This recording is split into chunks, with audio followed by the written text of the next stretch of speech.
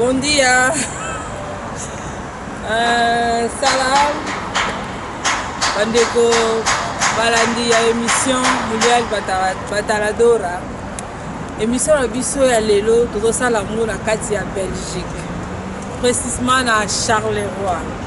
Oyo ezali présentatrice Bibi Tanso na Niang. D'habitude bolandaka en Angola présentatrice Mama Ignace.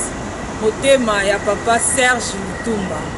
Mais lelo bozolanda na kati ya Belgique présentatrice na bino boyokaka Bibi Tanso na Niang ezangai. Sujet na biso ya émission ya lelo ezali femme soyez soumise. Donc lelo tokokela bino quelques personnes pour te poser ma question sur femme soyez soumise. Pour te zomona lelo surtout précisément awa en Europe. Donc biso ba femme bazoloba eza vraiment passe. Oh tozo beta mibali na bandako. Oh tozo tsaka ba 100 mètres. Oh tozo boire ka biloko na ba fenêtre. Si précisément eza yango donc tokoluka quelques personnes te poser bango ba question. Nga moko pe na mitie na kati. Boko poser pe nga moko ba question. Après wana na pourquoi toke de soirée ya Joyce parce que mon fils a coxi un an anniversaire na eza lelo na pourquoi. Voilà boko mona soirée ya Joyce toko tiango pe na kati ya émission boko mona yango. Donc tozo lukela bino bino ba tu peux te poser bango ba question. Na profiter pe ko saluer comme d'habitude to pe saka ba partenaire na biso na ba tu ba soutenir na biso na émission donc to bossa na bango te. Na saluer liboso pasteur Israël Mbam et na saluer na bossanité papa na biso surtout awa na Belgique. Papa Serge Fouti. Voilà boromona pe to profiter ko filmer na église boromona e. Na ba partenaire na biso to bossanité surtout na Irlande. Couple Vicky et Mado. Na kata Belgique ngai moko Bibi Tanso na motema ya papa Jacques. Na France wana to bossanité papa José Pierre Mbiava. En plus na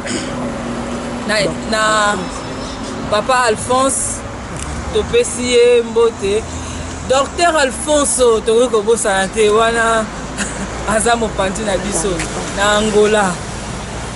Papa Serge Lutumba wana yonde yo to simbi masolo to ko bosana te mama Ignace na bébé na biso sali wana to ko bosana te na profiter pour saluer moi quelques personnes en Afrique donc d'abord sanité famille Kembo ya bino yango wana na bosa donc baza ebele soki na bandi ya émission tosala tozwa tokokati. Donc on a salué aussi quelques personnes on a yebi na Afrique famille Mbayo na salué bino émission na biso to bandi lelo koluka émission na biso to bandi kolukela bino batu tozo kende na cameraman na ngai photo kende kozola bino babilili. A profiter peu que le bako pa cameraman na pas outi musika akitika ka précisément pour to sala émission na Irlande mama Mado Bikembo donc toza na e motema ya papa Vicky wala babosa na te poso na bosa ni Antoine Sangai donc to kiti na e pour to sala na émission tozo kende ko lukela bino batu.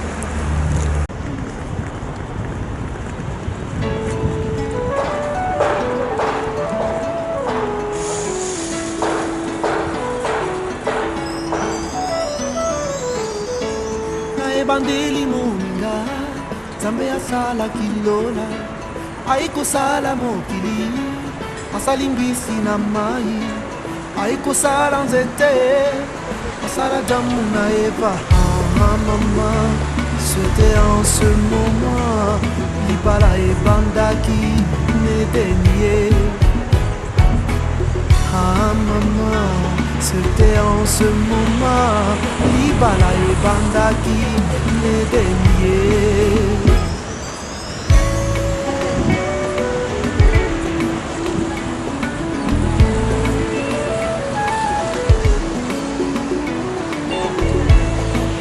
libala moninga ezali puya lolendo te na libala solo batalaka bizaleli banga babokilo mpe tosala semeki na yo kardinozala gentil isi ya libala ye totosi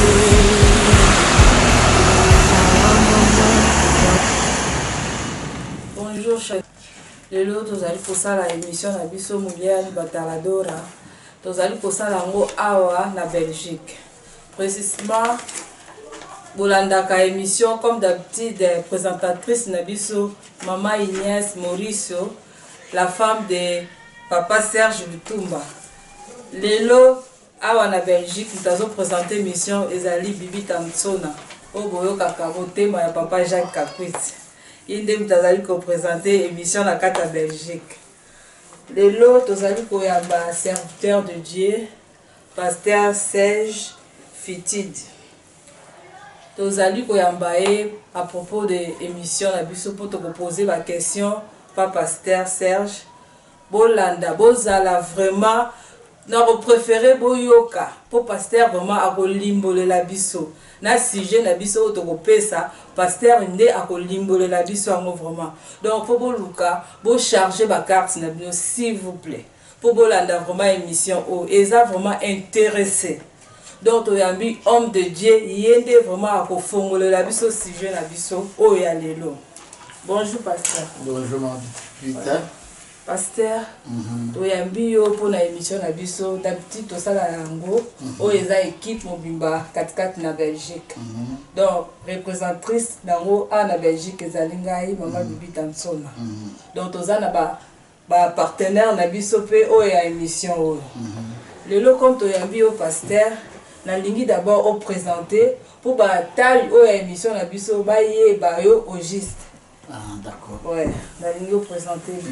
Merci beaucoup, Maman Bibita. Nous avons fait ça, merci à nos membres de notre émission. Nous avons fait à travers Internet. Nous allons remercier Bango, merci à découvrir. Nous allons apôtre Fitidi Serge. Oui, nous avons dit que nous avons Kishasa, Lemba, Kasumu, et puis nous avons Kayange. La continuité de Belgique. Donc, c'est quand on a représentant une fois éclatante en Belgique. Puis c'est quand on a l'église à Bruxelles, à la Rivière et puis en Charleroi. Voilà, donc on a fait merci. Quand je prie le Seigneur, tout ce que je considérais être, alors j'arrive à un moment donné, ça n'a pas, je n'ai pas réussi cela.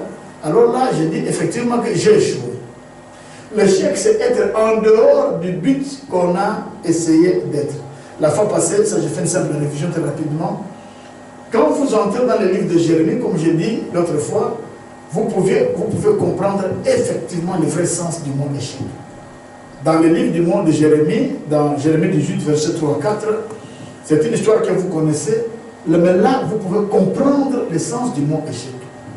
C'est là où le Seigneur nous raconte une histoire, il dit, je descendais, ça c'est le prophète qui dit, je descendais dans la maison d'un potier, et voici, il travaillait sur une tour, et il faisait des vases. Mais voilà, pendant qu'il travaillait, le vase ne réussissait pas. Ça c'est la définition réelle du mot échec.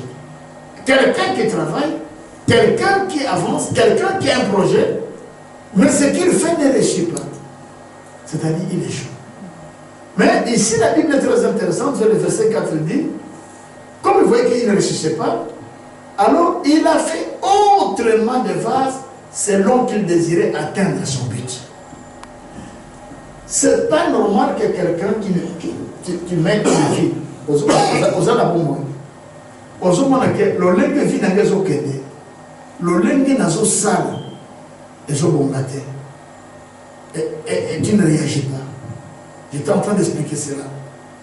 Je dis, à travers cette histoire du potier, on peut voir le vrai sens du mot échec. Ce que je fais ne réussit pas. Mais lui, il n'est pas resté là. Il a dit non, comme ça ne réussit pas, je veux faire autrement. Quand réellement, tout ce que tu es dans tous les domaines de la vie, que ce soit intellectuel, spirituel, que ce soit dans le domaine de la vie, tu sens que je fais, il y a quelque chose qui ne réussit pas, tu t'arrêtes. D'ailleurs, c'est pourquoi pendant les jeunes, on vient demander un esprit d'intelligence. L'intelligence, c'est quoi? C'est comprendre les choses comme Dieu comprend. Je m'arrête pour dire, mais en fait, je ne réussis pas. Pourquoi? Est-ce que je ne parviens pas à faire comme Dieu sait qu'on doit faire, comme Dieu comprend que je devrais faire? Parce que quand tu as compris comment Dieu veut que tu fasses, tu ne peux pas échouer. Alléluia. Amen. Là, tu ne peux pas échouer. Le fait de sonder Dieu, de comprendre de toi, Dieu, quand tu veux réussir, c'est comment? Quand tu fais ceci et que tu réussis, c'est comment? Quand tu as bien compris ce que Dieu fait, comment Dieu fait, tu l'appliques dans ta vie, et ça, on appelle cela l'intelligence. Est-ce qu'un enfant de Dieu est là pour dire Amen? Amen. Nous avons un deuxième exemple d'échec que j'ai donné la fois passée, juste à faire à révision. C'est l'histoire de Naomi. Vous connaissez le livre de Ruth, et l'histoire d'une femme qu'on appelle Naomi. Cette femme-là, son nom veut dire grâce. Dans l'histoire de Naomi, il y a encore un problème. Là, on parle aussi de l'échec. Pourquoi? Parce que c'est une femme qui a décidé de quitter Bethléem pour aller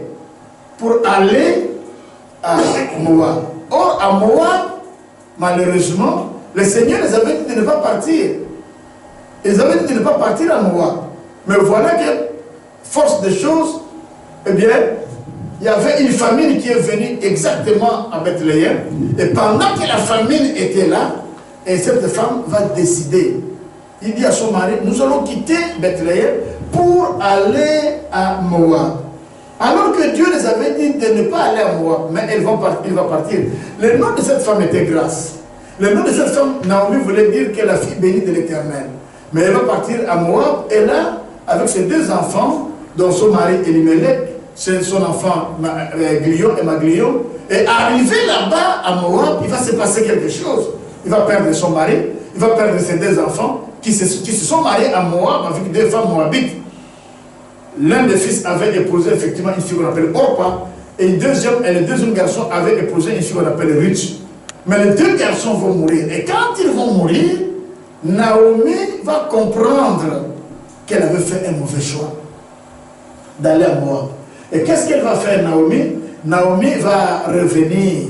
Il va dire à sa belle-fille, non, moi je vais rentrer dans mon pays, parce que l'une des belles-filles avait dit à Naomi, mais la cause pour laquelle je viens dans ta maison, c'était ton fils, il est mort, moi je rentre chez moi, c'est Orpa qui est parti.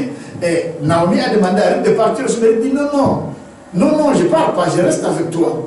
Il dit non, là où moi je suis parti, j'ai un Dieu qui a des principes, un Dieu qui a des lois, un Dieu qui parle de sa manière. Alors la fille lui dit que c'est pas grave, je ne peux pas te laisser, tu es assez vieille.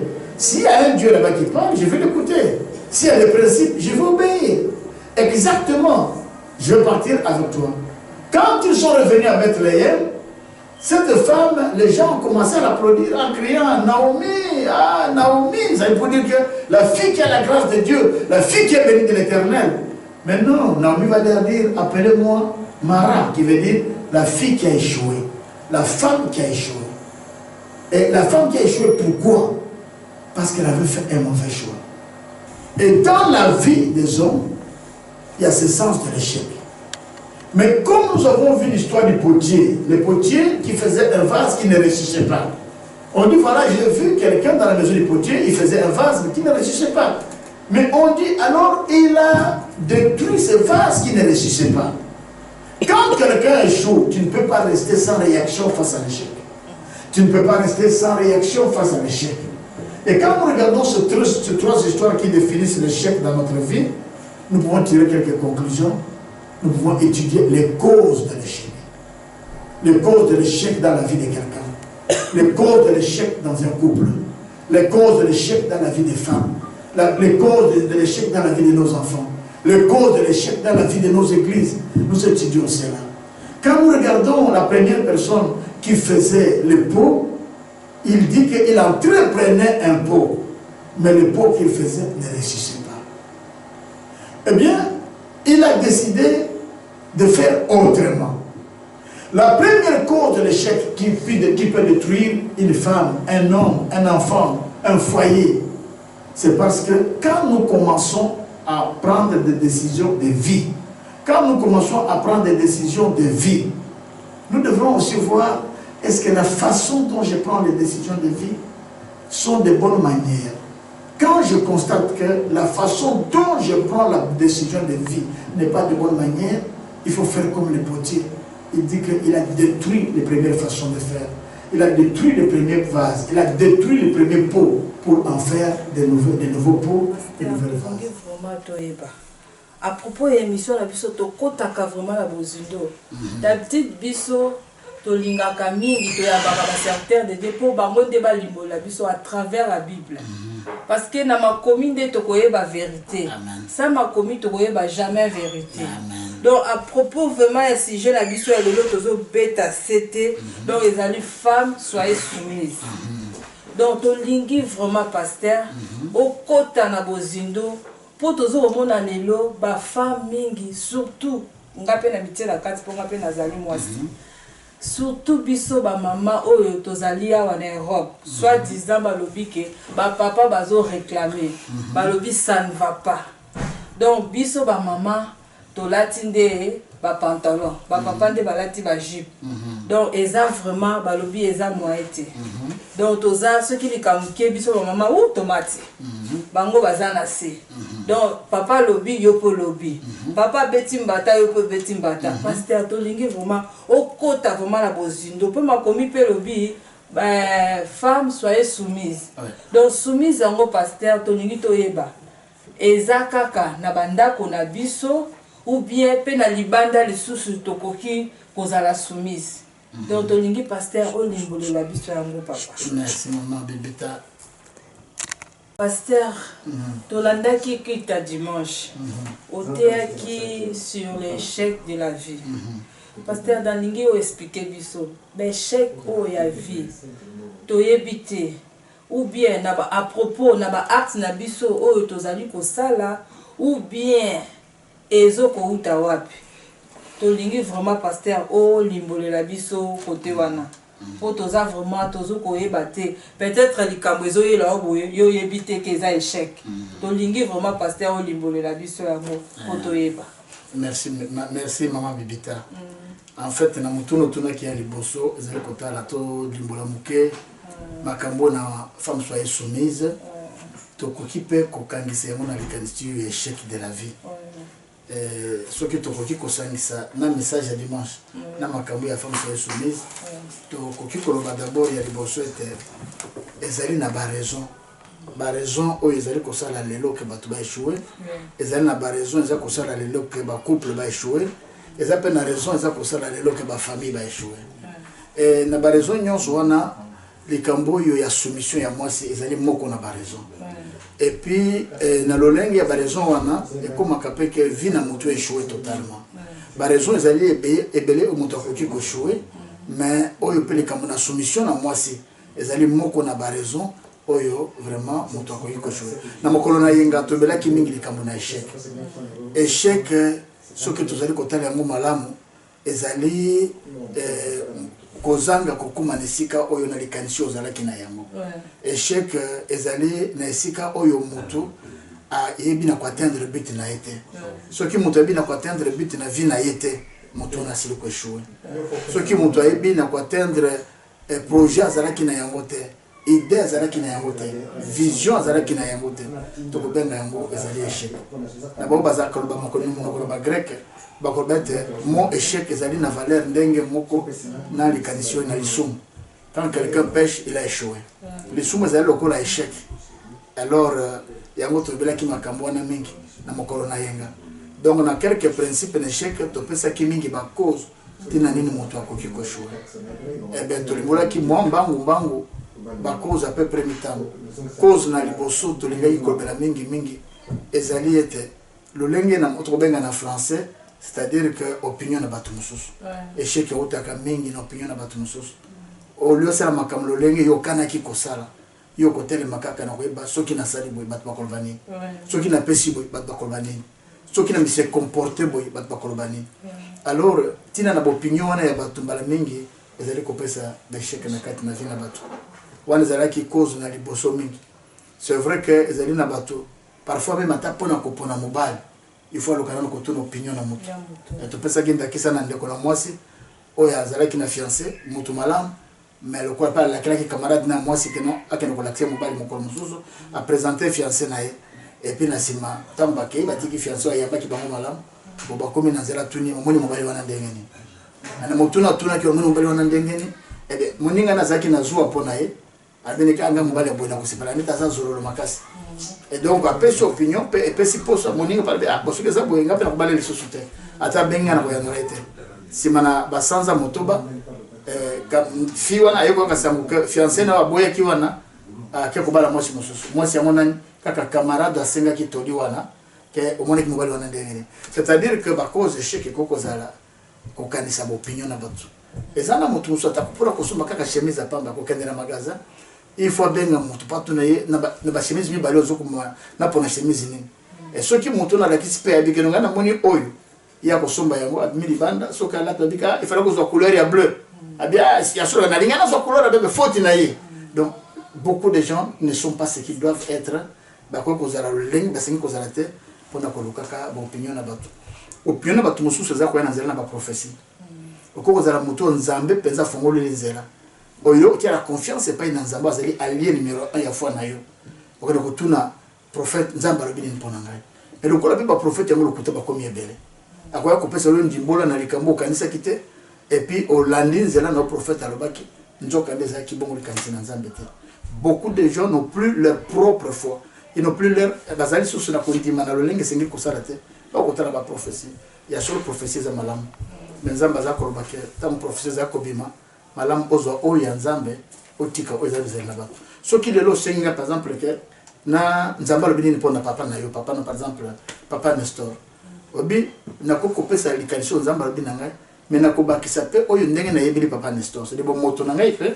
ekoloba na kati na prophétie wana aliyakisika nzambe alobi keno bozwa oyo ya nzambe botika oyo ya bato ezali malamu donc je pense que na mokusu tolobaki dabo na ntina wana ntina ya mibale soki ovi nzambe lokola lie te ntina ya misato soki na mokili olingi kosala likambo il faut ozala mpe na balie ya malamu moto oyo azali kokanisa likambo ndenge moko na yo azali na vision na yo le fait de ne pas aussi avoir de bons alliés humains bacollaborateurs malamu epesaka mpe bechec ndenge moko na libala parce que makambo na soumission sika sikoyo moko na échec okozala ke partenaire na yo ya libala azali na makanisi moko na yo te azali na lolenge moko akomonela makambo lokola yo te donc ça fait partie c'est bacause eli kopesa l'échec peut tolobaki lisusu mingi ke cause mosusu na échec ezali lolenge bato bazali koamorce virage ya vie c'est-à-dire que bomoi na motu eza lokola nzela jamais omona nzela moko okendaka tout droit il faut esika moko nzela ekobaluka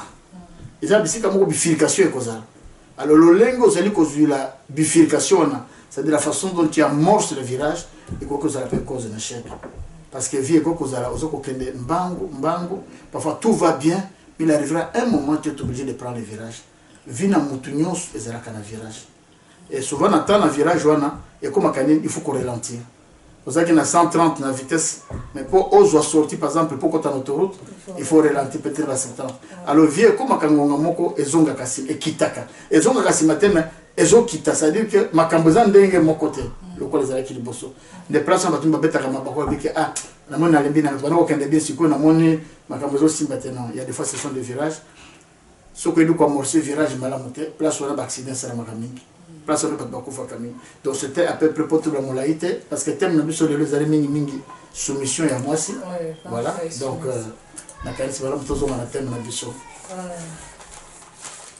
bon pasteur tolingi toyeba sikoyo femme soyez soumise lolenge nini biso bamama tokozala soumise na bandako na biso mpo bapapa bazoréclame balobi donc balembi bamama vraiment na ndako bolingi koyoka te surtout soki biso bamama tozobima na ntongo ye mpe papa bimi na ntongo tozongi nzela moko lamba semule mama naza ya kolemba papa ye moko akoti na cuisine alambi semule apo yo mpe mama olobi yelanga na mesa nalia ala yeli yo soki papa ye mpe abi na lembi ale yo mama omati likolo ale na ndako guerre ekoti bapapa balobi non oyo si tolembi lolenge nini papa na mandako na biso tokoki kozala po bible moko elobi femme soyez soumise tolingi papa olakisa biso lolenge nini tokozala na bandako na biso po tozala soumise na bamibali na biso na tous à la bien dans ma couple. Merci maman Bibita. De toute façon, les alliés moko na likambo les alliés concernés vraiment centre de la vie na batu. On a biso batu lelo. Donc on a le qui était par exemple cause ba divorce comme belé. Par exemple cause ba mariage ça cause la briser. Par exemple cause oyo les alliés pe moko na cause ya soumission ya ba maman. Mais dans la réalité, Nzambe azalaki na façon na ezali que Dieu avait sa façon de penser la vie du couple. Nzambe azalaki na lolenge na kokanisa lolenge nini bomo na libala bomo na batu bo bazai kosangana ekoki koza. Na kati na penser na Nzambe, Dieu avait déterminé que pour libala ezala malam moko na eloko ekosala ete libala ezala malam ezali soumission na Nzambe. Ça dit que soumission ezali moko na ordre divin. Ça fait partie de l'ordre, c'est la façon que Dieu a pensé pour que libala ezala na ordre moko na eloko ya komema ordre na kati na libala ezali soumission. Alors qu'est-ce que tokoki koloba mobimba penza pour la soumission? Eh bien, d'ailleurs, ceux qui te côté la c'est là que tout le monde prend presque le verset qui est assez important. Na mokanda na Nzambe na Ephésiens chapitre 5, et la coming vers verset 22, où ici que bazali que femme soyez soumise, et pas na mobali na yo parce que mobali azali chef ya famille. Je pense que ceux qui tout analyse la version malam, tu peux comprendre et si quand Nzambe alinga qui est soumission ezala moko na nzela na ordre na Nzambe. Alors qu'est-ce qu'on doit dire exactement sur la soumission? Soumission ezali d'abord au départ un ordre divin. Ça c'est l'oko liboso de notre kobayango. Soumission est kozala possible, c'est-à-dire que to koki kotuna moi mituna moke par exemple koyeba comme kotuna eloko nini koki kotinda moi si azala soumise. C'est une des questions qu'on peut poser. Question ba to kotuna pourquoi certaines femmes ne sont plus soumises? Bon, on a une base de soumission. Pourquoi bah comment niveau na bazo soumise? Et puis bah koki kosala ndenge nini? Moi si akoki kosala ndenge nini pour akoma soumise. Mais tout le monde surtout m'a dit que limbola yango ça va nous donner une idée na comprendre soumission ezali pona nini. Bon, donc ce qui te kokoloba na muke toloba d'abord que les ordre divin oyo Nzambe apesaki pour mulongo, c'est pour que ordre ezala na kati ya libala. Ça c'était une des choses que Dieu avait prévu moko ezala ki solution. Alors en répondant à certaines questions, tokoki kokoma na idée na comprendre c'est que c'est la solution. Et loko liboso tokoloba pourquoi moi si il fallait azala soumise. Moi si à cause de la soumise parce que na lolenge na soumission na moi si ekotia harmonie na kati na libala. Mais soumission est kosalema dans l'amour. Et l'autre est kosala que soumission est beba mingi parce que au lieu que soumission est salema dans l'amour, soumission to comment ko réclamer yango mibali ba comment ko réclamer yango en dehors de l'amour. Na tango za kosenga soumission en dehors de l'amour, il est difficile que mutu na zala soumise. Parce que soumission est un ordre divin et un ordre qui doit se faire dans l'amour. Et en plus, total famille était wana. Moi, la femme soit soumise, na mobile pas à chef na famille, mais il faut que tant la pessima. Vous allez comprendre que lokola Christ alinga qui lingomba naye, mobile yope linga lingomba na modèle wana. La soumission de la femme doit être coordonnée avec l'amour qu'on lui donne. C'est coordonné. Parce que même l'église à qui tu as la soumission à l'église, que l'église fait la soumise à Jésus, que c'est la mobile n'a sur le bas là, et Jésus a le bien était soumission et colandama parce qu'il y a l'ingi bichot. Mais par le mobile pour moi ça c'est la soumise. L'inga moi si na le cola Christ l'inga qui moi si na lingomba nae. Ndenge ni Christ l'inga qui lingomba nae. Christ na ko linga lingomba nae azala ki liboso roi ya lingomba nae.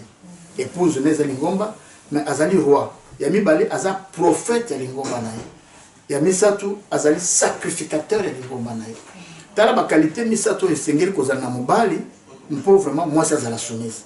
C'est-à-dire non simplement ça chef lokola balobiwana mais il faut azala peli susu prophète ya foyer naye. Et puis Bible zako ba prophète nyonso ya malamu, prophétie nyonso ya malamu ebimaka pona ko encourager, prophétie nyonso ya malamu ebimaka pona ko soutenir, pona ko lend esika moto linga ikokoya. Ça c'est la bonne prophétie. Et si un homme doit être le prophète de sa femme, il doit être celui qui l'encourage. En fait, soumission et yaka, l'amour qui encourage, l'amour qui sécurise, c'est ce que Christ était. Et puis en plus, soumission, le coup la biso le mot soumis à Jésus-Christ, parce que ça sacrificateur, ça souverain sacrificateur na biso. Ça dit que l'icolo nae mutu muso ko sala sacrifice pour na biso azalité. Ça dit que na lolenge wana pe soumission ko zanatina soki mobali azali na position ebi que non, à part ngai mutu akoko mona na mwasi nanga pasi mususu azate kakanga. Mutu akoki ko telemisa na lolenge sengeli na sengone izaka kanga.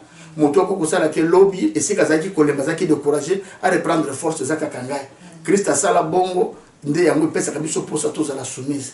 Azala ka secours na biso na tango malheur. Azala ka secours na biso consolateur na biso na tango zali kolela. Na soki mobali azali na lolenge wana et continue da mwasi asala soumission. Alors eloko ni ne bebi sa soumission. C'est parce que basi mingi ba nyokoma sous couvert ya soumission. Donc depuis le temps de l'histoire batu ebele banyon kama sous expressions ya soumission. Na tango mibali azana bolingo kopesa yete, aza ko sécuriser moi cité, azali kopesa ye esengote, aza ko encourager moi cité, maza ko senga que moi ça la soumise. Et d'ailleurs plusieurs fois aussi depuis le cours de l'histoire, batu ebele bazwa soumission pour na ko rendre basi na bango ba esclave. On pensait na nzambe zala ki bongote.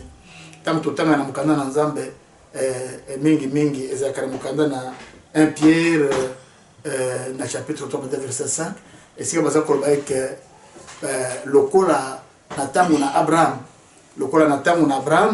Sarah azala qui soumise, natamu na Abraham, Sarah azala qui soumise, ce que vous allez kotanga wana, baza korba boye que boza la lokola basi yakala, ba oyo boye, balinga kinzambe, et puis bandima ki kozala soumina mibali na bango lokola Sarah.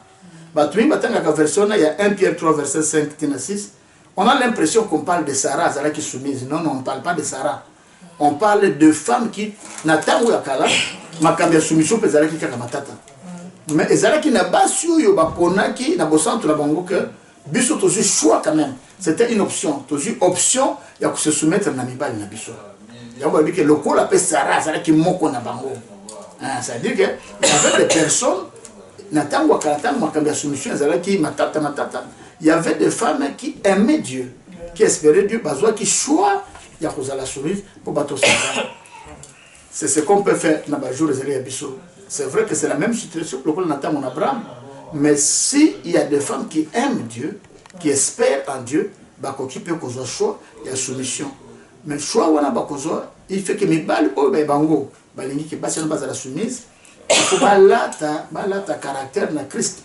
Azalaki non simplement chef, mais azalaki les sous sacrificateur yalibotanae, mais azalaki les sous prophète yalibotanae. Quelqu'un qui souhaite un prophète, c'est celui qui parle souvent en termes de la pensée qui est positive de Dieu. Même s'il parle de la part de Dieu, mais qu'est-ce que Dieu peut dire aux hommes? Quand on dit que le prophète, c'est celui qui parle de la part de Dieu. Mais ceux qui t'ont raisonné dans le linguan, qu'est-ce que Dieu peut dire aux hommes? Dieu n'a qu'une seule pensée pour les hommes. Dieu dit qu'il t'aime, il dit il a tant aimé le monde. C'est la même pensée qu'un homme peut avoir envers une femme pour que la femme soit réellement soumise.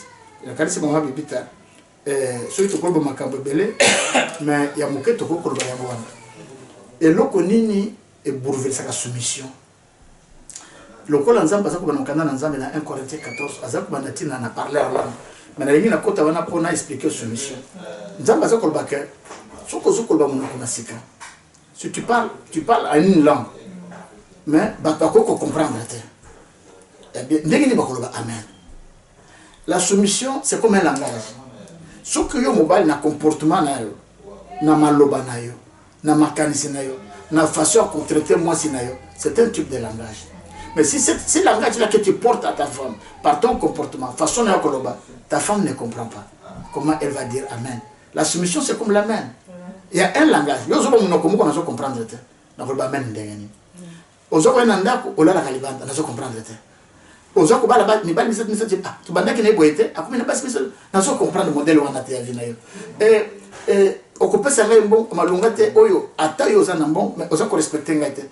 à partir du moment où na comportement na façon na kosala na façon na koloba et comme langage moko on a comprendre et quand je ne comprends pas ton langage na koki koloba amen était quand je ne comprends pas ton langage c'est comme les parlants en langue quand je ne comprends pas ce que tu dis je ne peux pas dire amen et quand une femme ne comprend pas ton langage elle ne sait pas être soumise. Merci papa. Merci. Bonjour monsieur. Bonjour. S'il vous plaît monsieur, je peux poser des questions? Avec plaisir. Ah. Et comment vous appelez-vous? Mais Bibita, moi je m'appelle Frankenstein, ancien commando belge. Ah, chanté. Je viens de Kinshasa. Ah bon, on parle aussi lingala? Je sais pas dans le lingala. Oh là là. Bon, on va parler à lingala là. On va parler à lingala. Ah oui. Allez, vous pouvez présenter, vous présenter Kombo Nayo, Kombo Nayo. Kombo Nayo Frankenstein, ancien paracommando belge. J'étais formé à Flawin. Base militaire de l'Amérique. Ah bon? Oui. Ah. Oui. Il faut tout à l'heure. Yo, famille nani? Non, ngai nazala na Belgique, ngai kombo nga Bibita Nsona. Donc tozosala ka émission na biso et pasaka na YouTube. Ouais. Je suis famille Kengo Ndondo. Ah bon? Je m'appelle Frankenstein. Kengo c'est mon oncle à moi. Ah bon. Il travaille dans le gouvernement Congo encore. Il a travaillé avec Mobutu et encore. Et c'est notre pays, on ne peut pas oublier le Congo quand même. Bien sûr, Togo Salamboka, Bissoté. Allez, si on a une posé question, posez. Émission la Bissoté, c'est la base dans les femmes soyez soumises. Oui, moi j'adore les femmes qui me soumettent. Parce que c'est la loi belge, c'est la loi espagnole. Les femmes, il faut obéir les femmes. Si un homme qui domine une femme, c'est un homme mort, ta tête n'est pas morte. C'est ce que dans la ligne. Dans la ligne, moi, il respectait moi. Moi, c'est ça, maman, la biso. Moi, c'est ça, le volant, c'est la biso. Ceux qui ont moi, aux ana mobile, ils ont ça, makambo, il y a boyé et ça vient. Moi, même, tu me présentes au Congo, Kinshasa, ils vont me voir ma tête. J'adore les femmes soumises. Ah, t'as raison, monsieur. sikoyo tolingi topose boye soki mwasi na ndako moni biso lelo na Europe ekoma lango tolobe ekoma lango habitude quoi mwasi na ndako ye aza likolo par rapport à mobali yo mobali okobanda koloba liloba moko ale mwasi akomi na 2, 3, 4 alors en plus ici elle est vraiment fâchée. Non filmez ngai bien talanga ça pour répondre hier. Ne se touche pas, je sais que tu seras ma future, ça va. Bon, regarde, au moni, moi si ya poto. Moi si ya poto, bazana mambongo na bango. Bazana ma CPAS, ma chômage manini. Ce qui mobile ya ça, na eloko moko te yawa, akosala ma provocation, akende ba kufuta ye. En Afrique, c'est la femme qui dépend à l'homme. Ici, c'est au contraire. Ici, c'est au contraire. Il y a beaucoup de femmes de divorce ici, beaucoup. Même des belles qui sont allées marier au Congo. Ils arrivent ici, ils divorcent. Parce que la femme, elle gagne aussi son argent. Ça, c'est la faute du gouvernement belge. Il fallait faire le système du Congo. Mobile, il y a ça pour diriger famille. Mais papa la lina loba pona Congo biso kuna ba loi vraiment et bandi nde siko ko fonctionner siko mais avant ezala quitté mais awa biso ba loi ezali papa donc awa to ça na ma loi oui on respecter ba loi te ba tio na prison là au salle prison c'est pour cela peut-être à cause ya ba loi na nde yango biso basi to komi na biso kaka ko sala oyo to tantine na zo biso vérité omonya wana poto ma divorce c'est belé à cause ya mbongo mukili oyo ezaka ya mbongo ba moi si baza na martiki na bango ya mbongo en Afrique moi si ça na mbongo te il dépend à l'homme c'est comme ça na ça que ça vient au awa maliba les a ko diviser à cause ya mbongo. Ah bon? Présentez-moi na Kinshasa comme on ngai ya solo non mbongo nde za ko diviser makambo ya mbongo même et ça mbongo ça ko diviser et puis au monde mbongo c'est la guerre. Bah moi si mosusu bazia baza ba étranger tout bazar so baza kuzwa mambongo yawa ba mibali libanda. C'est ça ici en Belgique à 100%. Il y a 70% mariés, 20 divorce. Mais papa, dans quel côté? Ah ouais, na Europe. Tout ça en général, na Europe. Oui. Mais tout le monde a ce qui moi c'est à faire la mukanatongo. Ah, bis nous pour la mukanatongo, ok caillou. Et to benga, ok ko lukambongo. Oui caillou na. Mais na fin de mois, faut soit payer bongo, salaire non aux obimanatongo. Mais comment ko lobake à cause ya bongo, et ya go to sala ke biso basi, to sala mutu likolo. Non, il y a un côté. Oui. Il y a un côté ici, je vais vous dire la vérité. Regardez, amène-moi la télévision. Il y a un côté ici en Belgique, à Wallonie, il y a beaucoup de racisme. C'est la Belgique est tombée KO. Et il n'y a pas de travail. Les femmes, c'est les femmes pour aller chercher le travail. Belgique, il devient pauvre. C'est pour ça, au moins, moi, c'est pas ça qu'on révoltait. Et puis, c'est la vérité. Yo, Mobali, ceux qui ont un mouvement, tu es un homme mort. C'est vrai? Non, je vous dis la vérité. Parce que moi, je connais des cas. Il y a des Chinois qui sont venus marier avec des Belges, mes anciens copains, para. Ouais. Bah, mon imbongo ya va classer, va prendre la bango. Va tirer les bandes parce que ma CPS ou na va edaka.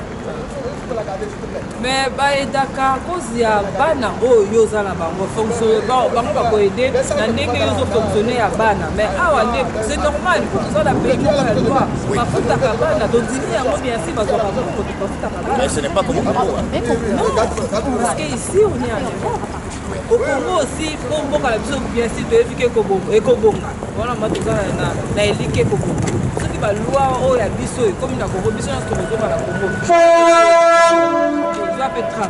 Voilà to souhaite rango vraiment. Voilà vraiment to souhaite rango.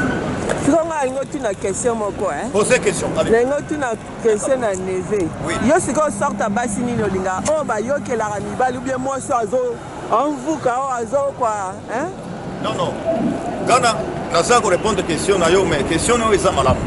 Parce que moi soki naza na mwasi faut je respecte mwasi. Mwasi aza lokola nzambe na yo parce que gai nabimaki na libumu ya mama na ngai. Il faut respecter mwasi. Au moins les dictateurs wana nde balinga ba mwasi bazo kosala mafu mwanga linga makambo wana te. Moi je respecte les femmes mais je suis célibataire. J'avais une femme espagnole et s'est tuée dans la voiture à Alicante. Maintenant je cherche des femmes. J'ai mes sous, j'ai 4 maisons à moi, je suis tranquille. C'est comme ça que nous avons vérité. Là aussi vous pouvez lancer un appel pour les femmes qui sont libres. Hein? Je cherche au Congo. Je cherche Kinshasa. Je cherche une belle femme de Kinshasa. Je vais vous laisser même mon numéro de téléphone. Si mes téléphones, je suis au courant, je suis d'accord. Ouais. Mon numéro de téléphone, c'est le 0465 98 96 et 01. Je suis ancien paracommando belge. Vous pouvez répéter encore votre numéro. Mon numéro, c'est le 0465 98 96 et 01. S'il y a une belle femme libre, je vais envoyer son visa, moi je n'ai pas de problème. Ok, vous avez entendu, hein? Les neveux des frères et de Kengo Ndondo. Papa Kengo Ndondo. Et tu sais, Jean-Pierre Bemba, je le vois, il est à la haie ici. Hein. Des week-ends, je vais le voir aussi. Papa, voilà. Ici, nous, on ne parle pas la politique. Voilà comment, s'il vous plaît, papa. Émission la mission de la politique. Bon, et toi aussi, tu as un parole à me parler quand même. Oui, bien sûr, moi je dois parler parce que moi je suis présentatrice ici en Belgique. Oui. Bon, émission la biso ya lelo, ezo ko continuer kaka. Toyambaki ndeko ya Kengo Ado. Neve ya Kengo Ado ndo. Franken a présenté, oui. A lancé pe appel na yazo luka mwasi. A mwasi aza soumise. Oh, vraiment aza soumise. A pesi na numéro na ye. O amoni ke aza na ye prête a bengi émission la biso eza wana donc tokotia bino en contact na monsieur Franken. Merci. Bon, tozo ko continuer émission la biso. Merci. Babi oh ba maman. Vive le lobby, femme soyez soumise. Mais ba maman soumission ezate. Ba lobby na poto. Ba maman ba homo benga la mibandi la ndako. Réponse les amis. C'est juste parce que le système va coûter et si on tout ma case, c'est quoi permis. kozala soumise te mais so tozali na mboka kuna bayeba se soumettre ayebi ata abengai nde mobali social ezali toujours yango wana ezaka système tokotia nde ezopousse bango epesi bango mwa mutu makasi babosani réalité ya makambo babosani réalité ya makambo ndenge ezala na vie babosani réalité ya makambo ndenge ezala c'est-à-dire mwasi ake azosala mobali mpe azosala nana omatela molina te donc nyonso voilà donc oprendre motu te ti voilà, c'est ça. Voilà, ça c'est long, mais moi je suis contre ça. Voilà, la femme doit rester à sa place, l'homme à sa place. Il faut équilibrer ça là. Voilà. Parce que moi, c'est comment on doit. Mais bon, on va la jouer, il y a un moment on a des équilibres. On va se présenter, puis la santé, maman, on va y aller. Comme là, maman est jeune. Moi, c'est à papa José Timbala. On passe la maman.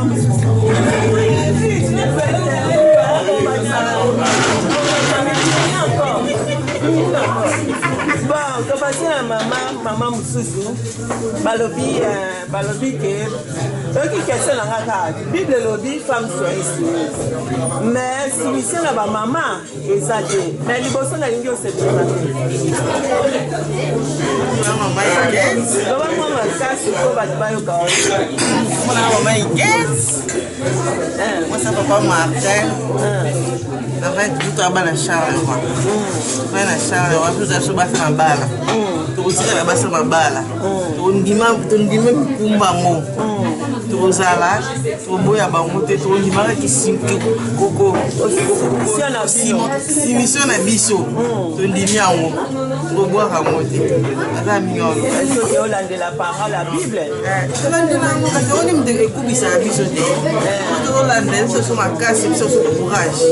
Merci maman. Tu passes la maman. Maman, please. Pour répondre à la question, il y a soumission à la photo.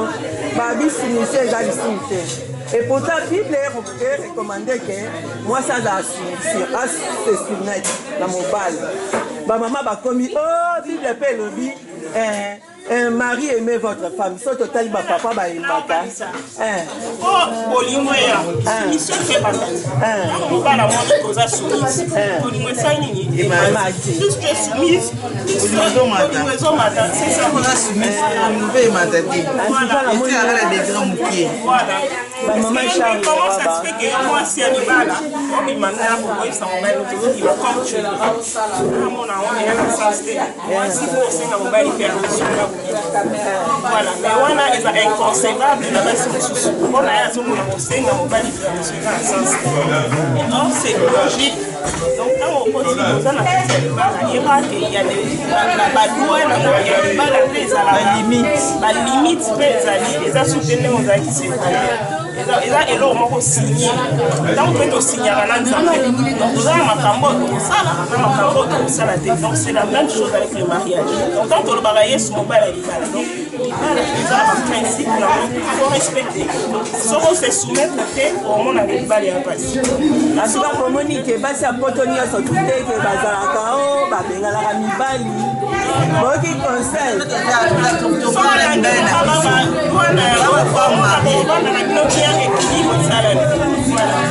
bon donc continue après bon il y a quoi nini on a moyen to continuer interview na biso et pour l'anniversaire moi la biso Joyce au CPSA et pour tout CPSA copine de Bibita yango to ça tout ça ma bakisi mpuro moko yango to ça tout CPSA et donc c'est la même chose pour l'anniversaire on a tout CPSA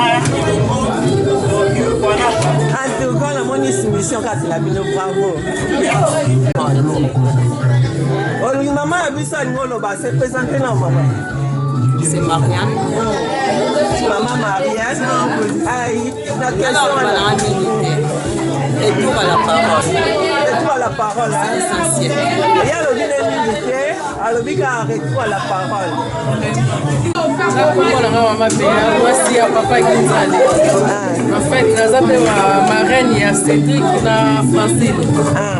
Vraiment merci pour la parole. Maman, bien. Vraiment, merci pour la parole. Il faut peser bien tes mains dans le même. Parce que c'est très important pour la vie de ma maman.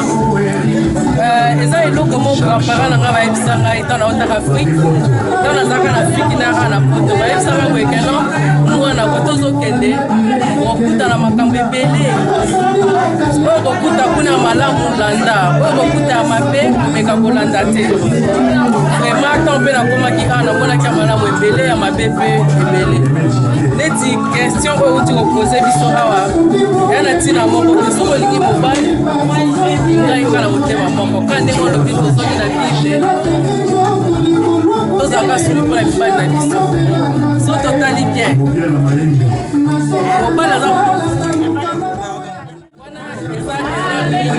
biso basi biloko ezokosa biso na foto sena balocation familiale makambo sopaske biso basi wana bapriorité na foto yango komi kozala likolo koleka epai na biso biso totali bien eza na ntina moko te paske baparent oyo bakota biso oyo bazaka na afrique bazaka na balocation familiale te bazaka mpe leloko moko te babandeko fiche bakota biso ba10 ba8 ba9 meti lelo tozali ekamwisa ngai abengani mobali mpona koyende mta parfait aza te parce que mobali mpe baza na benere na bango balobaka boye bilamba basali te basukola mona kati ya ndako so mabe ezali fo bakoarrange na mobali na yo saliseyange na mobali na nga natyai libanda ntango okende libanda akokoyita bilambo makambo ekomi ebele donc yosalanga bien te surtout soki tokoti na ye papa bana na nga tozaka pasi donc pasi nyonso ozonga mpa na ngai ozonga mpe na fami na ye wana mona ba soki namoni ezosala papa alamu tosila na ndenga bien nakoli babia na biso na ndenga bien akeli na ye kokasinga mpe nake koluka vi ke na soye na trai libanda mbala moko ndenge pasi bakoka kosala vraimen mpona nga nazalaka konta biloko wana bolingi mabala ma na ndenge na afrique nde bateya biso vraiment na baparent félicitation okontinue bongo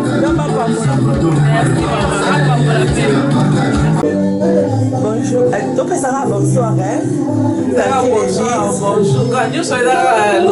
mi présenter d'abord Comme moi, on Élysée, Kasseka, na marché Novon, arrondissement et à Charleroi. Donc, on a un anniversaire et à Coco Nangaï, Joss,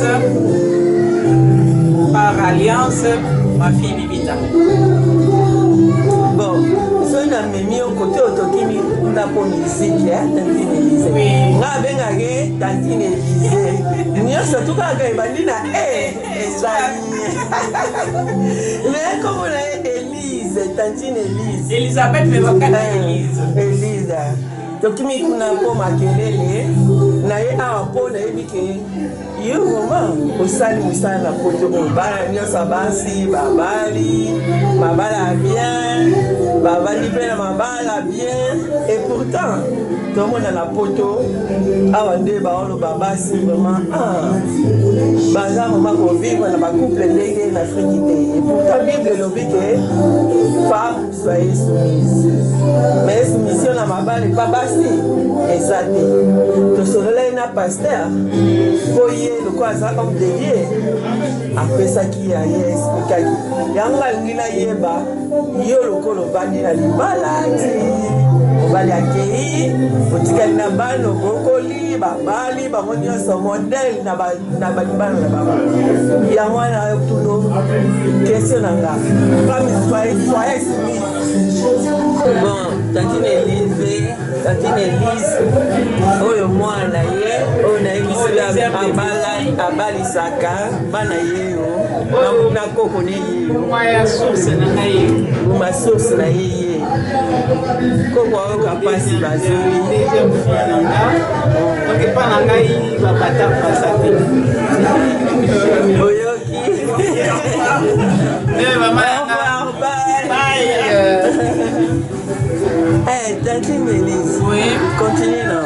On a eu des choses qui se sont olobaki bana balandaka sikoyo bizaleli ya maboti tokolobaki poto epesaka moto eloko moko te ngai nalobi ke bayebi ke bizaleli ya poto ngo bato balobaka bizaleli ya poto eza bizaleli nini nga nazali nasalaka domicile nasalaka personne âgée en tout cas na natikala komona oyo mama oyo wana alati na se na ye te parce que balobaka na bamindele nde bazalaka na kolata basexi awa nga nayebi eza na bafemme libre azokoexpose nzoto ye parce que azoluka mais biso tokoma kozomona sens inverse ke elateli ya poto ya nini mwana mama mosusu azoselexplike te elateli na ye oyo elateli ya poto en tout cas moi je suis vraiment surpris parce que je travaille avec les personnes âgées bapersones de 70 ans et jamais koyeba eloko nini alati na se te biso tokoma kozwa mode tout ça c'est vraiment avec eloko nyonso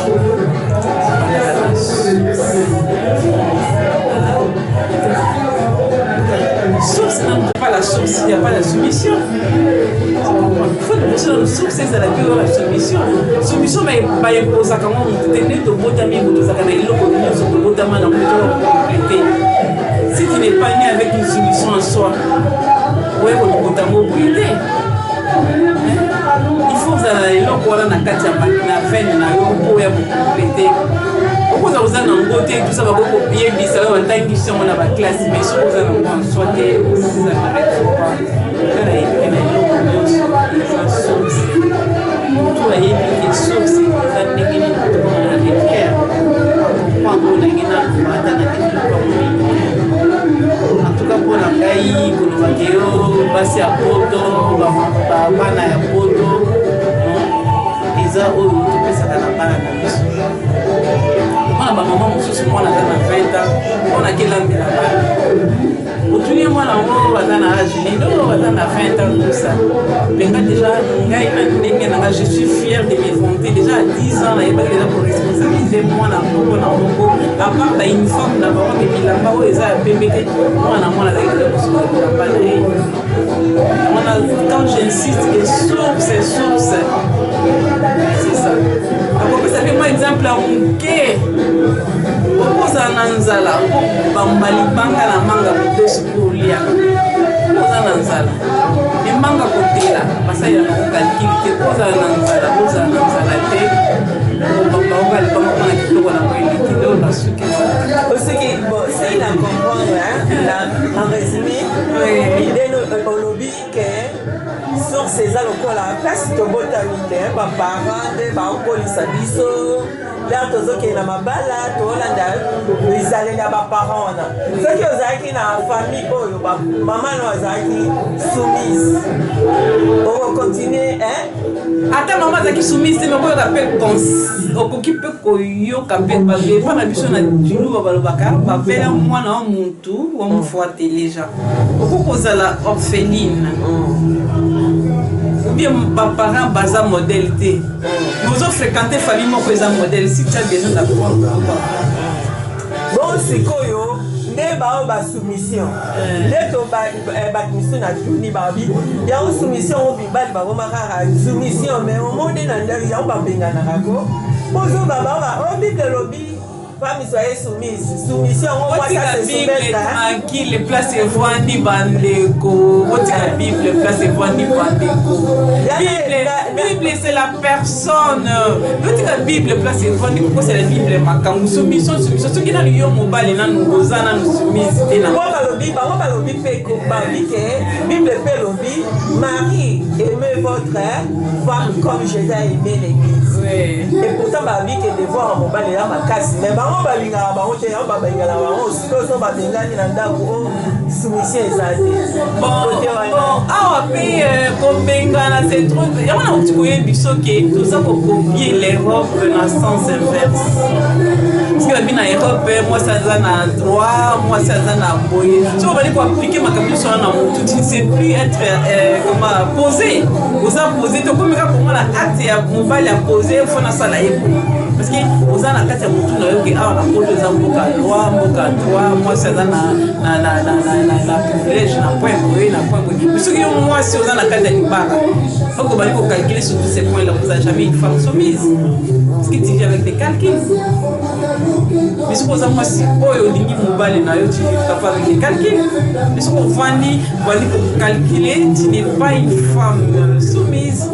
Parce que tu fais des calculs sur tout ce qui se dit médias, tout ça, la société. C'est la société qui est responsable de la makambo et nous autres.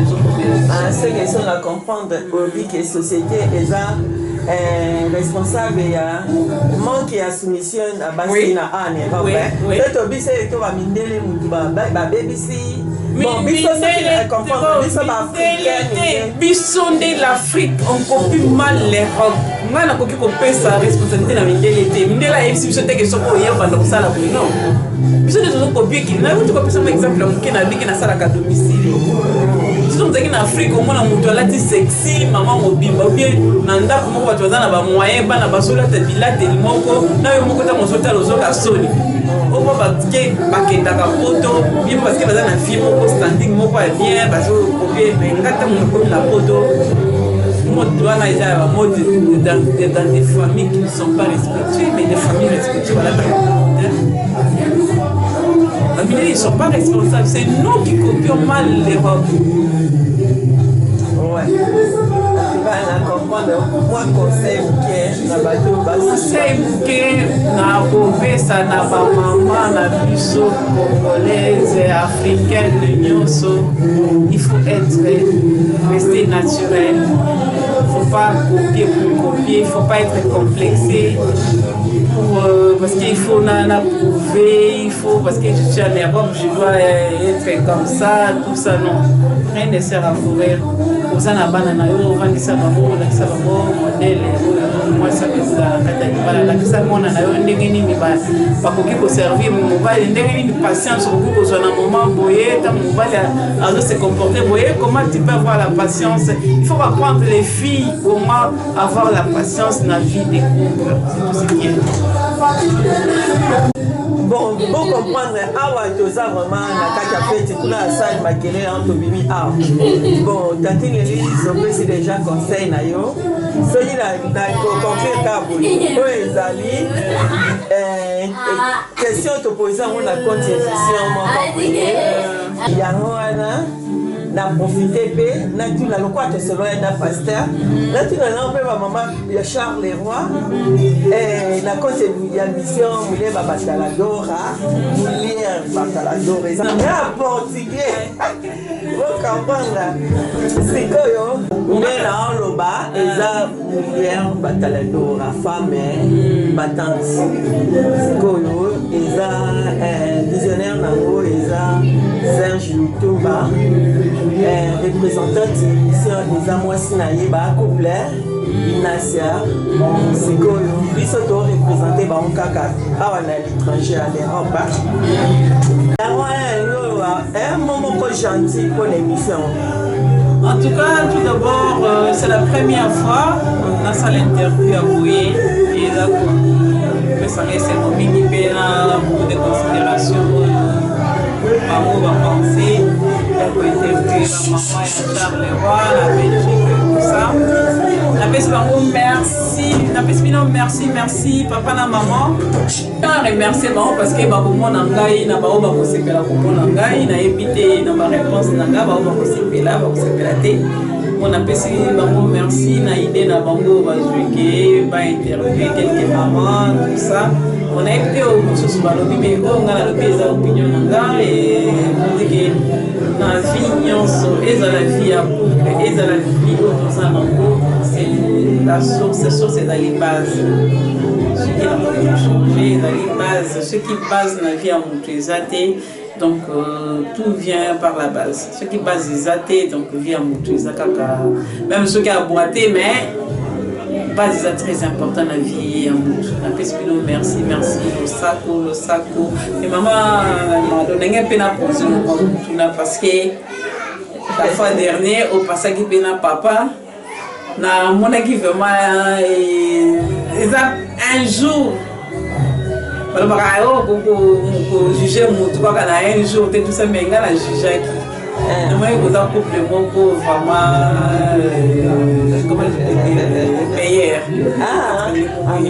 bon secret na yo mpe ezani nayebi te na oyo nauti koloba tanke grande est-ce que na baoyo mituna na yo opose na baréponse est-ce que ozali kose retrouver na kati ya makambo oyo parce que namonaki vraiment kimoza couple moko il y a une complicité dans la couple, c'est une complicité, ça des soumissions que vous avez. Mais dans le monde, une forte complicité dans le couple, dans le secret dans les années. Bon, on a le après et ça la montée. Mais il y a une complicité. Oui, je sais il y a une complicité parce que moi et mon mari, on est premièrement, on est comme des amis.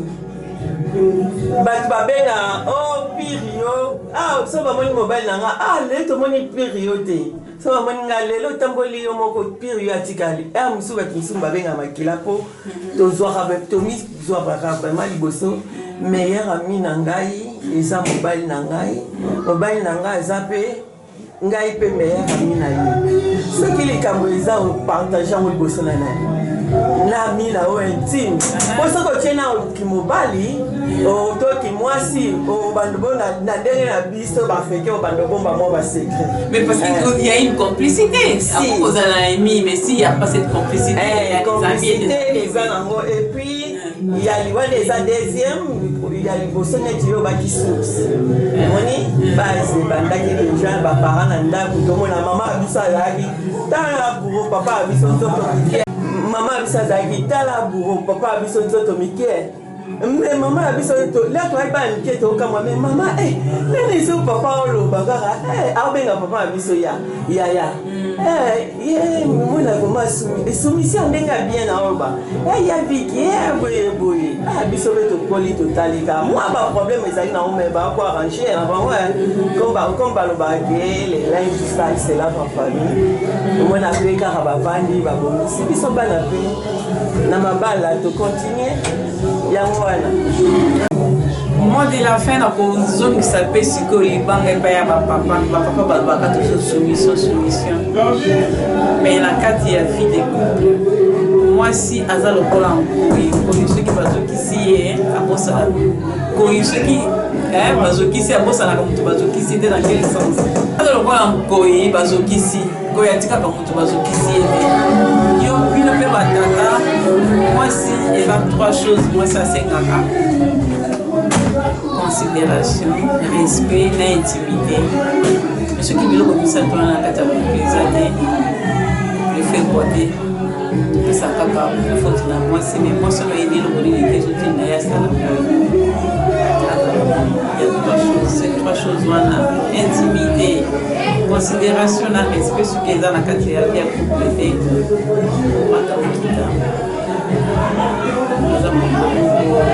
En danger. Bon, merci beaucoup. Bon, comprendre, ma kelele vraiment. Et dans la carte, il y a l'anniversaire de la Lubaki. Ah, ouais, je pas maman marraine. Bon, parce à Charles et maman, sans mon soumission exacte. Il y a un autre là, la Bible de la femme soit soumise, mais pas si waya. Pour benga mbana pour subisa mibali ba bilamba. C'est un bilamba vraiment. Marambe belé kala otinda mwana pona yo. Bazebele balinga koloba likambo basala kati te. Bato balinga koloba likambo bango basala kati te. Parce que soki omoni libala ya bato ewumeliseli bazoyokana. Soki oyokani te libala kovanda te. Soki mosi azalaki soumise te, jamais bakokovana na mobali. Soki basali 10 ans, 15 ans, 20 ans seke bayokana. Parce que libala eza lokwa bakamarade.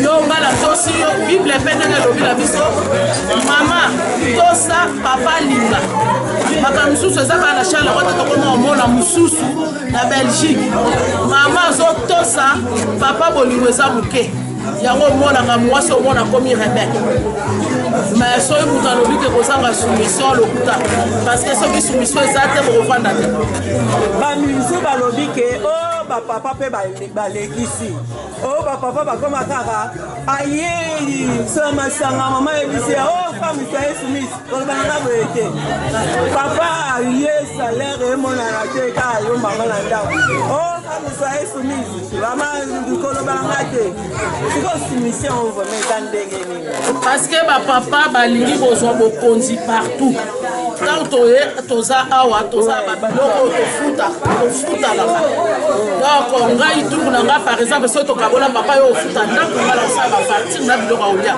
soki yo papa nga nasali devoir na nga na contrat ezalaka contrat tosinda na ndako parce que yo osalaka nga mpe nasalaka sikoyo contrat oui tokokabola parce que tozozwa salaire moko donc yo futi ndako nga nasombi biloko akolia mais nga nasombi biloko akolia na futi ndako tata yo tia yo na poche libanda soumission nga vraiment la komikitsa na nini na place wana okoka te parce que na futi ndako nasombi biloko akolia nasaleli bana makambo nyonso okoka komikitsa te donc yo papa assume ba responsabilité na yo epi na contrat tant toyokanaka ntango soko ozala mosala te nga na kosala na ngai nyonso tu mais soko ozwi mosala nde toyokanaki yo futa bafarti nga na futa nasala ndako mais soki ozotosa te donc nakozala soumission Pause, please. Yase, please. Talaka. Pourquoi tu vas yoka vraiment? Pourquoi bikara ba condamné ka basa poto? Et pourtant na fiki pe to mona pe moi si musu to mona tomboli papa vraiment na se pour abambi. Mais ba basa ya poto. Yana ngi na tu na pe basa poto le kwa la zi occasion ba maman place ma bibita za lo kwa yaza.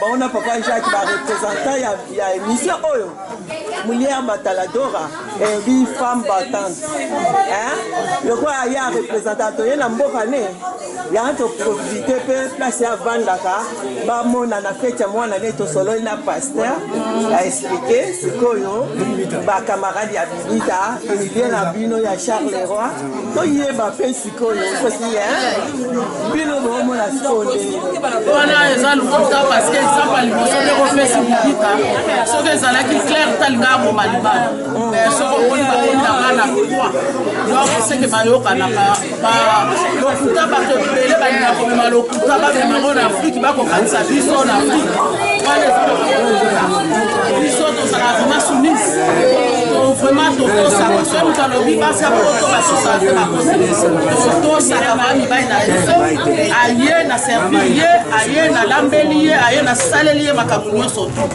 lokola l'Afrique bakomaka kozwa exemple motu moko nde moto asalaka mabe ya likambo yango bango bamemi yango témoignage mabe ekenda bongo mais basi nyonso tute ya Charles Leroy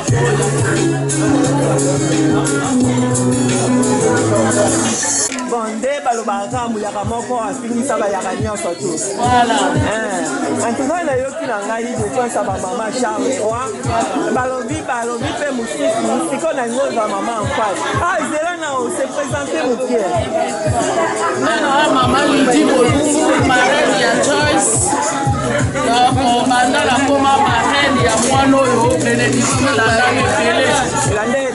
landanga ebele nzamba pambolanga na makambo ebele banda kaka na nosaka ke naza marraine donc makambo ebele nzamba pambolanga nango makambo ebele fungwama mpo nanga donc nakoma komona claire par rapport à mwana lipamboli Joyce aza mwana lipamboli donc aza kokotaka ayeti asokisi un an lelo donc aza vraiment bénédiction de Dieu antuka namona yango mpo aza na couple papa na mama ba couple ya oyo bayebi parole antuka na confirme likambo lobi merci mama Lili bengi na oyo bana na frère na biso please frère please obalaka mwasi noyeyo nazwa na mama okuta eza bien mama okoki oleka moke pembe na papa nazwa bino mibale bamona mama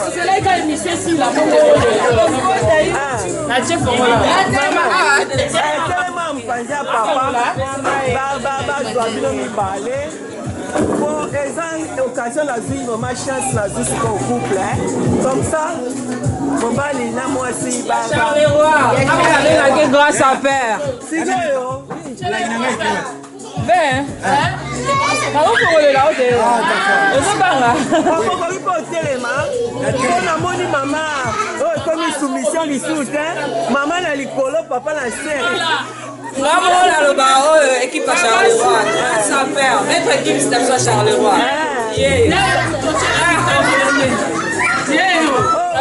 rappelle un peu la polémique savez comme jamais bayendela yo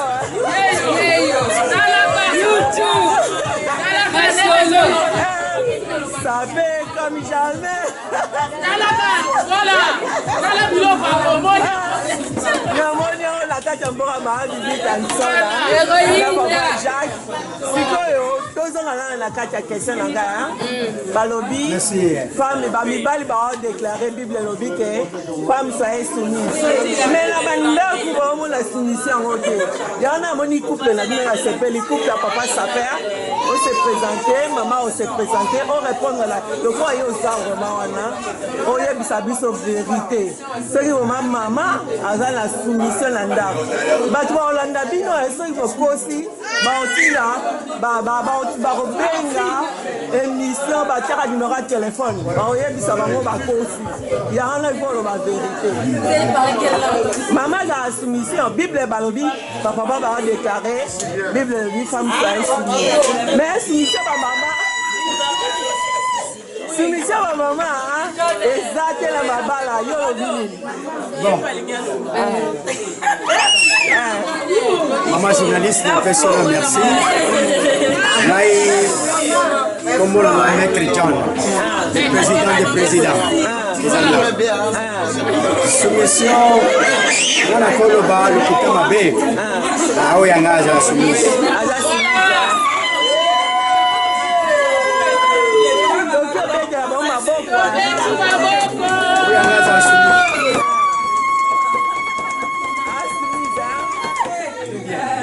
Bon, nangi siko pe mama ye mo pa loba.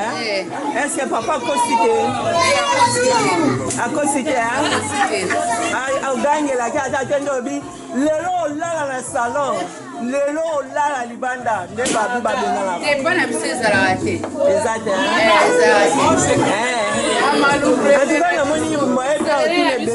Malgré papa za sa père. Mami loba awa.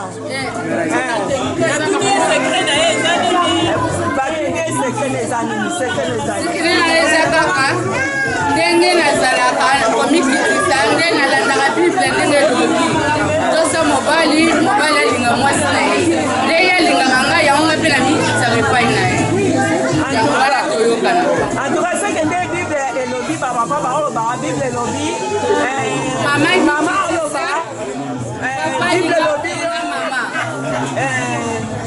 maman comme soyez soumise et Marie aimez votre comme c'est que yo peux aimer maman comme félicitations awa nakomi na couple oyo vraiment boyoka vérité couple ya sœur na biso Yvette na papa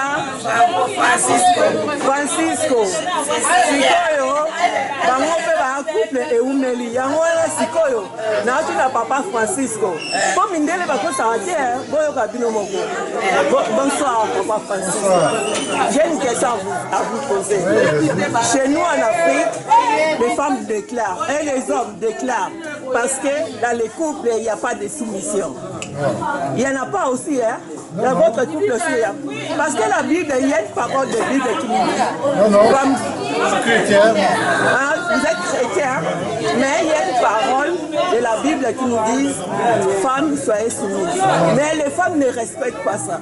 Non, nous autres, non. On a évolué. Et vous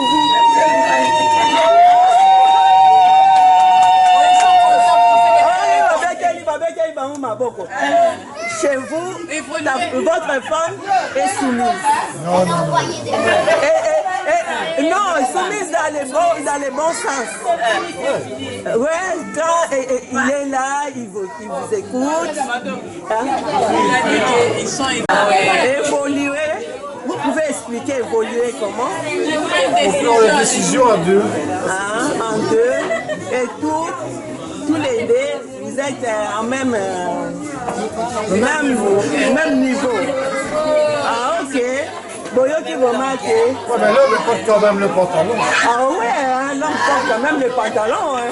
Ah ouais, Boyoki qui les balobiques, l'homme porte le pantalon. C'est pas la femme qui porte le pantalon. Ouais, c'est l'homme qui porte le pantalon. Alors, voilà un exemple, comment il couple. Tu sais, la couple, et le il faut la complicité et l'équipe. Ce qui est complicité, c'est la couple, la vérité, sincérité, c'est la couple, la vérité, non, c'est amis. Et le il faut sincérité et vérité. Au Vani, au Yokani, ceux qui impliquent en Boisali, au Bengani, vont s'arranger. Ceux qui vont vivre les bandes, vont vivre ici. Alors, complicité et amis. Les autres qui fassent le couple, parce qu'il y a un salaire, un salaire, tout se comparer. Non. Oui, mais les Kassaïens, c'est le même que les Siciliens. Ah, les Kassaïens. C'est le même que les Siciliens. Maman Kassaïen a beau marangundele. A beau magele l'engisoro. Donc c'est comme qui est quand même quoi. Parce que tout le monde discuter, ceux qui discutent, tout ça ranger, ailleurs, j'ai aussi une question. La Bible dit aussi que Marie, aimez votre femme comme l'Église, comme Jésus aime l'Église, comme il a aimé l'Église. Est-ce que vous aimez votre femme comme Jésus avait aimé l'Église? Et c'est vrai. En tout cas, 10 sur 10, 10 sur 10 est la tête, la paix sur 10 sur 10. C'est la lobby, papa Langai. Papa Nestor, papa Lek, Balemba, papa Lek. Papa Lek, le bini, pour les anniversaire, il y a moi, il y a Coco Nayo. Balobi, pas qu'il soit soumis. Pas soumis, c'était. Ah ouais. Oh, il y a ce Balobi. Qui répond si la carte, on va les gagner dans la polémique.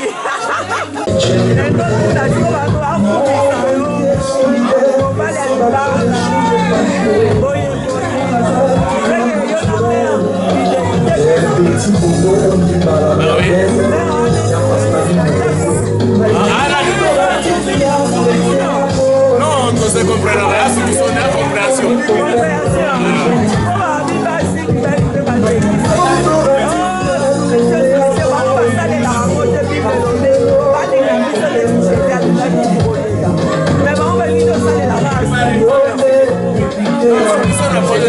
ezala compréhension ozoyokana kaka moko matante moko batinda te bozala te na kasete bozoka omana bino bien prema penal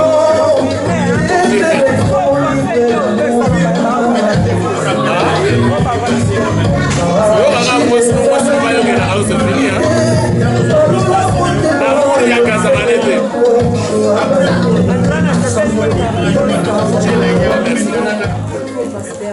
tout ça autouti kolobaloba awa tolingi tozwa conclusion na oyo nyonso touti kolimbolela biso. Oui, na conclusion mwasi na kati ya libala na mobali na ye na makawaza kota la solution eza lokola chef d'entreprise. Libala eza lokola entreprise. Obi na kati na entreprise ngai nakoko za la patron naza chef na kati na entreprise. Nga mutu naza na vision d'entreprise. Nga mutu nazo banateur d'entreprise. Mais naza na ba collaborateur na ngai. Ça veut dire que ata ngai na pesi likanisi. atanga na lobby idée mais naza ba collaborateur naza na comptable na ngai nazali peut-être na conseiller administratif na ngai il faut pena yoka bango libala ezali lokola chef azali mais ba collaborateur ya tina bazali parce que soki ba collaborateur wana bazali na ti nazo yoka bango te entreprise kotambola malamu te ata bango baza na mot clé te ata bango baza ba chef te mais il faut na yoka ndenge bazali koloba moi si c'est la même chose mobala za chef mais nzambe atia moi si lokola collaboratrice numéro 1 ya mobala mais si quand nzambe na création loba que je te ferai une aide mais soko zoko ka aide na yote soko ka collaborateur na yote ou azali pe na ba penser azali pe na ba domaine oyo ya za ko comprendre mieux que yo parce qu'il y a des domaines où la femme comprend mieux que l'homme mais si tu ne prêtes pas attention à tes collaborateurs il y aura certainement l'échec dans la katikati na libala et c'est pourquoi basi mususu ba koma ka solution za ko dumie parce que makambo mususu za ko mona ke za na tina pona mobali na ngai ataza ko ba yo za chef ya solo mais un chef qui n'entend pas qui n'écoute pas qui ne tend pas l'oreille à ses collaborateurs et bien il échoue toujours dans l'entreprise c'est la même chose avec le mariage. Merci papa toyoki tozwi résumé na biso ngai pe mama bibita nazwi part na ngai pasteur siko tolingi opesa biso programme ya bakiti na yo ndenge fonctionnaka awa na Belgique toyebi mosusu eza na Bruxelles mosusu eza na la Louvière moko eza na Charleroi tolingi opesa biso programme na oui programme na biso ezali que na Bruxelles c'est notre premier pasteur tosalaki awa na Belgique kuna tosalanaka mingi eza mokolo ya mardi na vendredi et puis dimanche kuna tozalaka de 11h à 13h30 na Charleroi tobandaka na 14h et ti na 16h30 na la Louvière tobandaka na 16h30 ti na 18h30 eza mokolo na yenga mais alors pour le reste des jours toujours utiliser na la Louvière mardi na jeudi et puis pendant la semaine et puis na Charleroi mercredi na vendredi ça sont les grands de notre programme quoi voilà merci papa. Ouais, pasteur tolingi oloba liloba moko pona émission na biso pour tolingi émission na biso quand même ezoko évoluer mais tolingi peut serviteur de Dieu oloba liloba moko pona émission. Non, on peut avoir qu'une pensée positive pour l'émission parce que instrument nyonso zali ko concourir zali ko servir pour la gloire ya Nzambe ça on doit soutenir cela et dans nos prières et dans nos mots et dans nos bénédictions. C'est la première fois que nous allons interviewer dans l'émission Oyo, mais je ne peux dire que de bonnes choses. Et je pense qu'à partir de maintenant, je vais un peu m'intéresser dans le site fonctionner. Mais je crois que nous bénissons, que Dieu fortifie ceux qui travaillent là-dedans, que Dieu fasse en sorte que, après sa sagesse et intelligence, pour qu'il y ait comme une très grande émission. Et puis, dans l'ensemble, et puis, bateau, bazo kuluka libiki, bazo libiki mingi na katina émission. Merci. Nzamba komisama. Ngai na remercier pasteur mingi na ndengo ye katikati na émission la biso pour tout le monde ozalaki occupé mais ozwi vraiment temps na yo pona koya na émission la biso vraiment ya moto remercier pour na émission la biso pour la conclusion la biso ya émission te remercier mingi vraiment surtout ba partenaire na biso vraiment ya liboso na ki ko remercier pasteur Mbam Israël na ki ko remercier le pasteur Dick na Hasete na ki ko remercier sous pasteur Thierry Kilap na Salongo na ki ko remercier surtout ba partenaire na biso papa José Pierre Mbiyavanga na ki ko remercier sous ba partenaire na biso na Irlande couple Mado Ozana na ye sous na Belgique na ki ko remercier maman Bibi Tansona motema ya papa Jacques Kakwiti na remercier sous docteur Alfonso pour yende muta soutenir biso ça est vraiment l'équipe à émission ezate na remercier les sous famille Bikembo remercier les sous Taliban na remercier les sous famille Nyangi awa na Charleroi na remercier les sous musée papa na biso na remercier les sous papa na biso Nyangi Nestor awa na Charleroi remercier les sous batu nyonso oyo bayebi ngai Cédric Kanga Trésor Matadi na remercier lisusu mama Kasa Pauline awa na Charleroi na pesi batu nyonso mbote balandi ya émission na biso bye bye. Amen.